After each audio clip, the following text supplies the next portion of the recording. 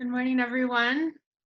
I'm honored to be with you today and to share with you about the movement towards Christian unity that I'm helping to nurture here in Boston. And I recognize that I'm sharing in the midst of kings and queens of ecumenism. So it's truly an honor to be with you and to have this opportunity. If you had told me that I would go from being a whitewater rafting guide in Arizona to founding a nonprofit and completing my Master's of Divinity and becoming an American Baptist minister in 10 years, I would have called you crazy. And yet that was God's dream for me and God's journey for my own life. So I want to share with you a bit about that, as well as Unite Boston's ministry to bring together Christians across boundaries, and conclude with offering a few tips for you in your own ecumenical ministries based on what we're seeing here in Boston. So first, I grew up in Arizona and near the Grand Canyon, and this is me running whitewater rafting trips throughout my high school and college years. And I moved to Boston in 2008 to join a rowing team on the Charles. I was really into rowing and was trying to make the national rowing team, training twice a day, 6 days a week, and teaching on the side to pay my bills. And the interesting thing is, one day I woke up and had no desire to row. I sat in my boat and rowed a couple miles and had this really strong sense that God had me in Boston for something different other than rowing. So I took that to prayer and asked God, what do you have for me in this city? And I had this really strong sense where I heard God say, Kelly, you're here to unite the church, unite my bride. And that's a pretty intense thing to hear from God. And yet, as I began to pray about that more, and as I began to see the division across churches, I saw churches on the same block who rarely talk to one another. There's over 600 churches in Metro Boston area, and rarely are they collaborating across their different denominations and different divides. And not only does that result in ineffective outreach and mission in our neighborhoods, but it also distorts the Christian message of reconciliation, that we can have peace with God through the life, death, and resurrection of Jesus. So a friend and I, we sat down and we said, what could we do? And we saw so many great events happening around Greater Boston. And so we started something called the Unite Boston newsletter. And it was a newsletter of Christian events. We sent it out, the first one in September 2010. And it was a listing of all the events happening across churches in our city. We thought one good place to start would just be to know what else is happening out there and encourage people to go to something new that they might not normally attend. And so we started with the newsletter, and within a couple months, thousands of people added themselves to this newsletter, and it ended up, we built a website to house the information, and in 2012, we ended up becoming a nonprofit. Here's our founding nonprofit team. You can see we're all in our 20s. We're in the top of the hub, a restaurant that's looking over the city of Boston, just dreaming big with God about what God could do with a city that was united in his love. And so as I began to do this work with Unite Boston, I began to see and recognize that divisions were vastly deeper and far-reaching than I ever imagined. And I began to ask the question, what happened to the church? Why are we so divided? I didn't get it. Why did all this happen? Why aren't these churches talking together? Why can't we work better together? And that question took me on an 11-month journey around the world with a missions program called the World Race, serving in 11 different countries throughout Europe, Africa, and Asia. And I went to go and experience God's people throughout the world and bring that experiential work back to the city in our efforts to build bridges across Christians of varying cultures and races here in Boston. Wondering how the church got so divided also inspired me to take seminary classes, to study church history, first at Gordon Conwell's urban Boston campus, where I got a Christian certificate in Christian foundations. And then at the Boston University School of Theology, where I completed my Master's of Divinity in Global and Community Engagement last May. So I want to share with you a bit about what we do here with Unite Boston to cultivate unity across Christians. The first thing we do is we host united worship and prayer gatherings.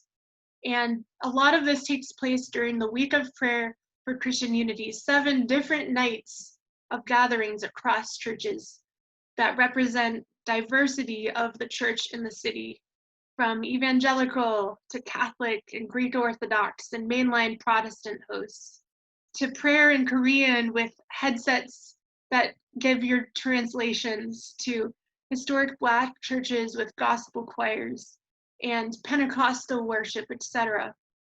So we encourage Christians to go to this night-to-night movement across the church and meet God in new ways in these different cultural contexts.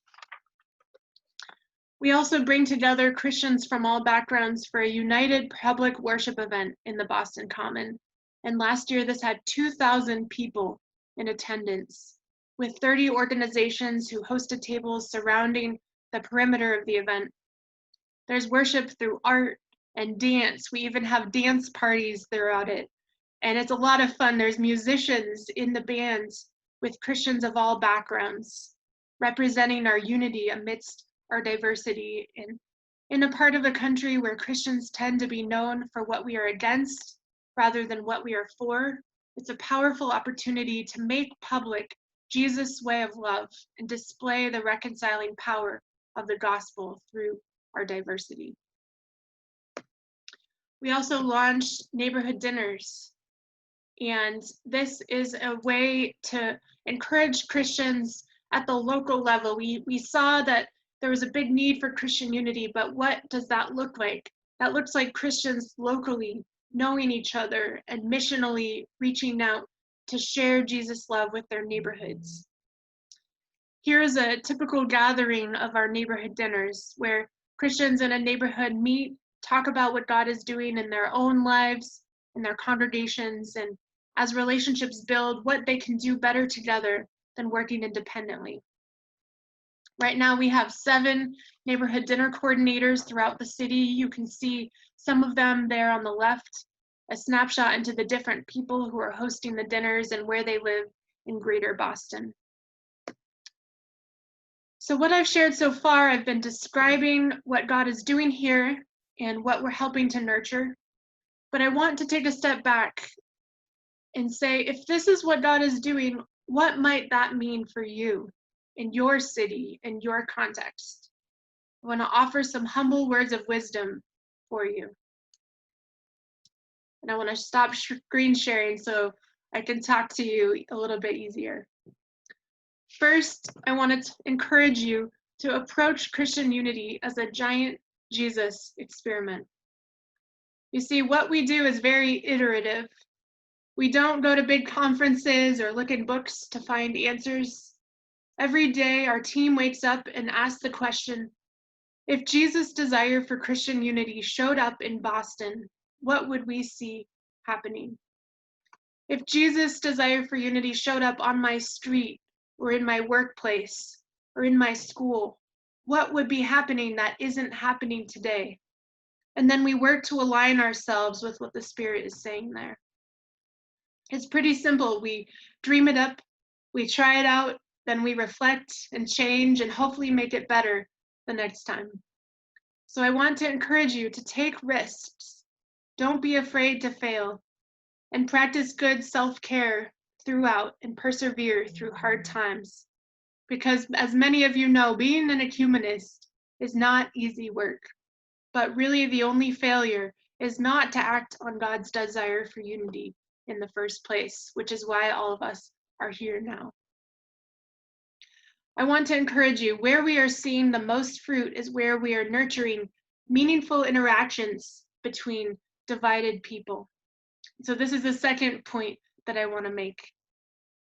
We are seeing most fruit by nurturing meaningful interactions between divided people. So do what you can to cultivate those interactions between people who are very different from one another, denominationally, culturally, racially, every division that's happening in our world. See, the world says to demonize, separate, even unfriend those who are different than you. Yet Jesus offers a different way, a vision of reconciliation. And Jesus asks us to love those most like and unlike ourselves, even those deemed to be enemies. While the Jewish law stated to love your neighbor and hate your enemy, Jesus redefined this by saying, love your enemies and pray for those who persecute you in Matthew 5. This vision of love led Jesus to embrace sinners, lepers, and those society had deemed unclean. Jesus even addressed Judas, the man who would ultimately betray him, as my friend, which is always a striking thing for me to think about. So the question of Christian unity comes down to the question of what do we do with our diversity, with those who are most unlike ourselves and who might be considered to be our enemies? I like what Father Tom Ryan says. He says, division and separation of the churches was the result not so much of theological differences, but of broken fellowship and communion. This was then confirmed by the fact that people no longer had the language to communicate with one another. Finally, they perceived each other's affirmations as mutually exclusive and thus as heresy. And we see this happening too often today. Differences leading to stereotypes, leading to polarization and hostility across groups. And the church has a real opportunity to model a different way today, the way of Jesus, a way of love that exceeds all divisions, because studies have shown that stereotypes about others can be overcome through positive, meaningful interactions. And in fact, crossing into new cultural contexts is the best way to overcome our innate biases. We must work to make these experiences possible and shepherd people through understanding the stories and experiences behind the asserted viewpoints that are seemingly in conflict with one another. I'm convinced that cultivating meaningful experiences between people who are different from one another is the most crucial thing that we can be doing, because meaningful experiences often lead to friendship, which I see as the next central agent and locus for ecumenism. Friendship is so crucial because it is a model that everyone can take part in on a day-to-day basis.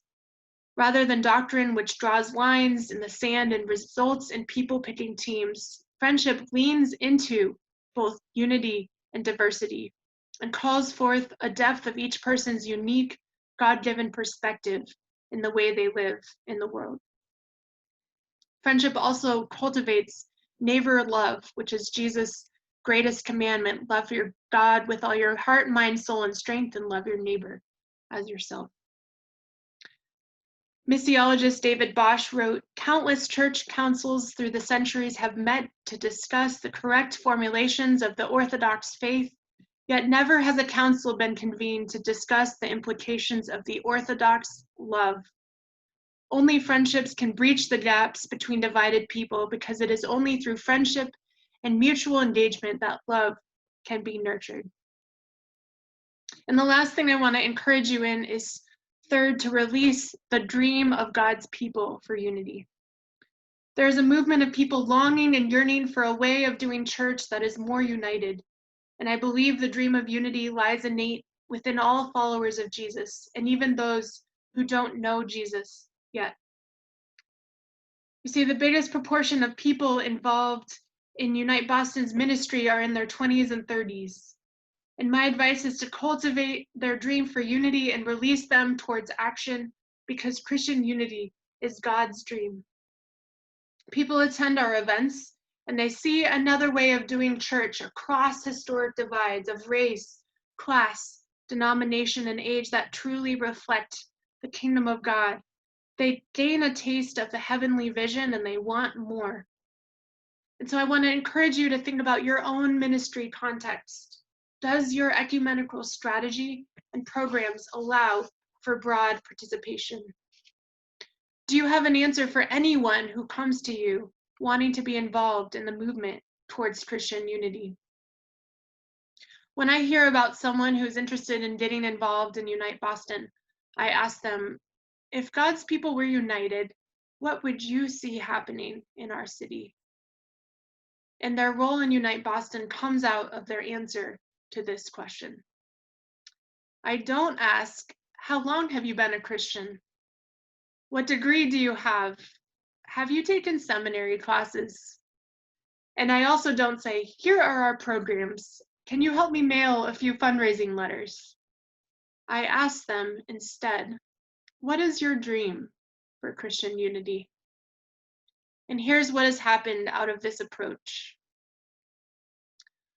A Gordon College student said she dreamed about a worship night in the Boston Common with Christians of all backgrounds. And I came behind her vision and we birthed the worship event that went from having 300 to 1,000 to 2,000 people. Another young woman dreamed about people across churches being equipped and released into spiritual gifts, such as the prophetic. And she started something called Unite Boston's Prophetic Council, which continues to meet every Saturday evening via Zoom as a space to hear from God and share what the Spirit is saying across churches. Another woman dreamed about a singles ministry for Christians in Greater Boston. She started a weekly Zoom meetup for this that has dozens of Christians combating isolation and building friendships. Yet none of these people went to seminary. They didn't have formal training in ecumenism or even a formal role in their church in many cases. Yet they are key catalysts that are interweaving the body of Christ in Boston across historic divides. So what did they need? They only needed permission to dream God's dream for unity and be released to cultivate that in their own contexts. If God's people are going to be united, it's going to take all of us, regardless of training. Traditional models that are based on once-a-year multilateral worship services or closed-room dialogues with clergy higher-ups are good things, but they're absolutely insufficient for the ecumenical movement to continue to grow.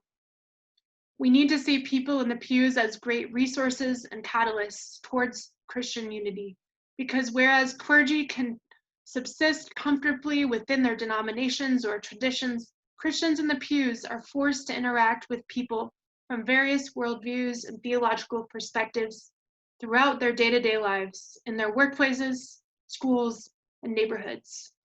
They become experts at intercultural encounters and friendships as they navigate through life. Also, millennials are the biggest visionaries of all that I've seen.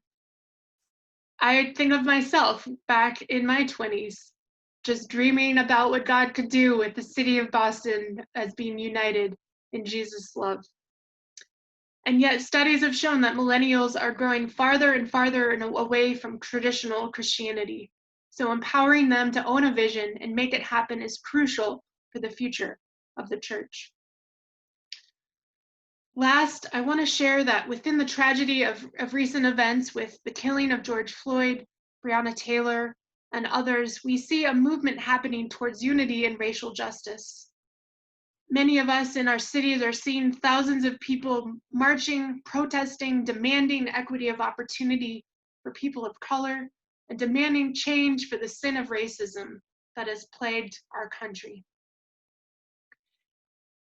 While many who are involved might not recognize the foundation of this movement as within Christianity, but at the heart of the drive for racial justice is the biblical framework of all people as created in the image of God, and the shalomic intent of God for the world of restoration of people with God and one another, and perfect peace.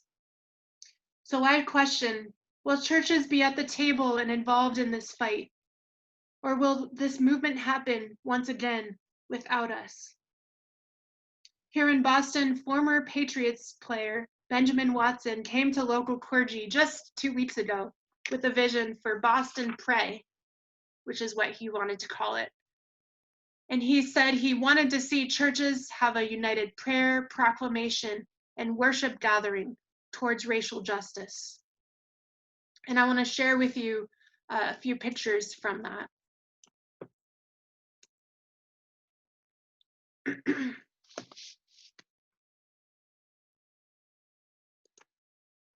Here's Benjamin Watson in the Boston Common at this event.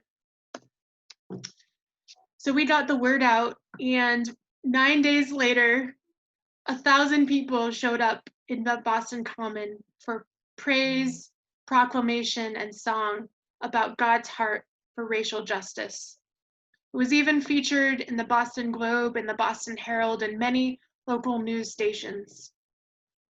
There was a march that was led by a local church, Restoration City Church, to get to this prayer event, with hundreds of Christians holding up signs displaying racial justice and God's heart for the Imago Dei, the image of God in all people.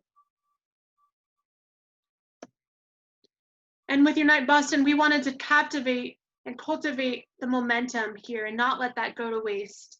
And so what we did was we released a social media campaign to highlight a hashtag Boston Pray, and we captured all of the photos that people put on social media with this hashtag that displayed people's prayers for the city of Boston for racial justice and their hopes and desires for change that they see that is needed. We compiled these together on our website, and we also created a mural board where anyone can post anonymously or resources of how to pray, how to take action, or how to educate yourself on this issue. So to sum up my words of wisdom for you all, first, approach Christian unity as a giant Jesus experiment. Second, nurture meaningful interactions between divided people. And third, cultivate and release the dreams of God's people for unity. I believe God's message to us in this conference is this: rise up, O church, stand up. You may have inherited a church that is broken and fragmented, but it doesn't have to stay that way. You were created for such a time as this to nurture bonds of love and release the dream of unity across my divided people. This is what you were made for. Jesus' way of love provides a strong, sure foundation for the unity that many people are longing for, and every bridge of friendship matters. Every bridge of friendship interweaves my broken body. Rise up, O church. People are ready and waiting, so let's go. Again, I'm humbled and grateful for this opportunity. I have a lot to learn from you as well. So I would encourage you to learn more about Unite Boston by going to our website if you're interested in that. We have a weekly newsletter of events that you could kind of use and learn from what we're doing here in the city. And I also would love to hear from you. So feel free to reach out to me at any point if you have questions, thoughts, stories to share about Christian unity. My email is kelly@uniteboston.com. Thank you very much.